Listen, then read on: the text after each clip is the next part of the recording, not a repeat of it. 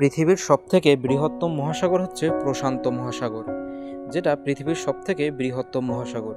এই প্রশান্ত মহাসাগরের আয়তন ১,১৬৫,০০০,০০০ বর্গ কিলোমিটার, যা প্রায় ১,০০০ বাংলাদেশের সমান বা তারও বেশি।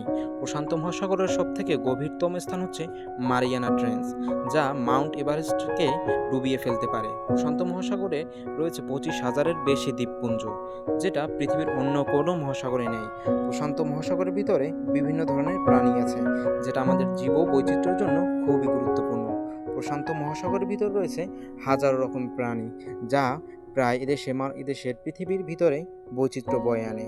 এর ভিতরে রয়েছে ৫২ হার্টজ এর নীল তিমি, যা প্রায় ৫২ হার্টজ পর্যন্ত শব্দ উৎপাদন করতে পারে।